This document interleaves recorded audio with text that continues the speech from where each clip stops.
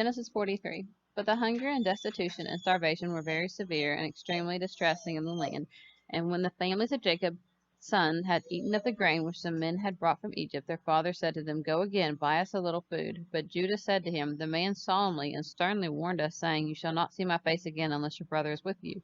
If you will send our brother with us, we will go down to Egypt and buy you food. But if you will not send him, we will not go down. For the man said to us, You shall not see my face unless your brother is with you.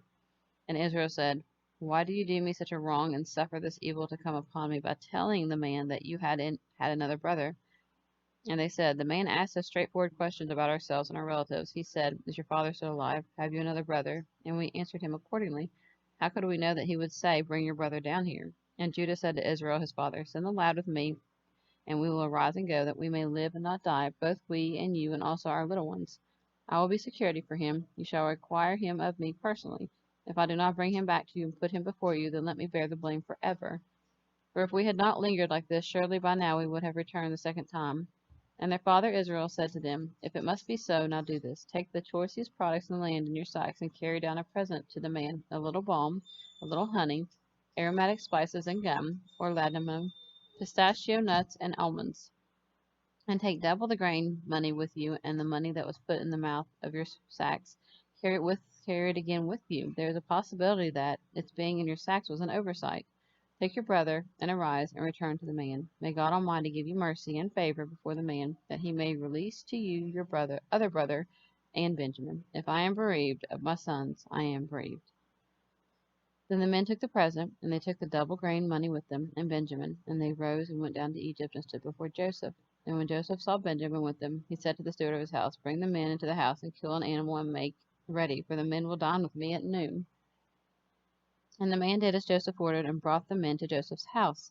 The men were afraid because they were brought to Joseph's house, and they said, We are brought in because of the money that was returned in our sacks the first time we came, so that he may find occasion to accuse and assail us, take us for slaves, and seize our donkeys. So they came near to the steward of Joseph's house, and talked with him at the door of the house, and said, O sir, we came down truly the first time to buy food. And when we came to the inn, we opened our sacks, and there was each man's money, full weight, returned in the mouth of his sack. Now we have brought it back again, and we have brought down with us other money to buy food. We do not know who put our money in our sacks.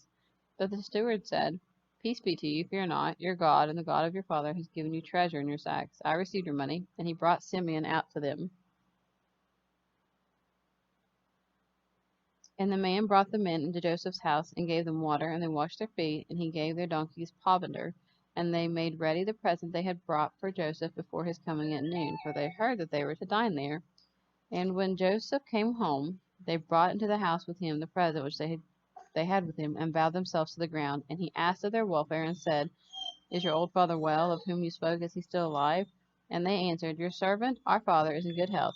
He is still alive. And they bowed down their heads and made obeisance.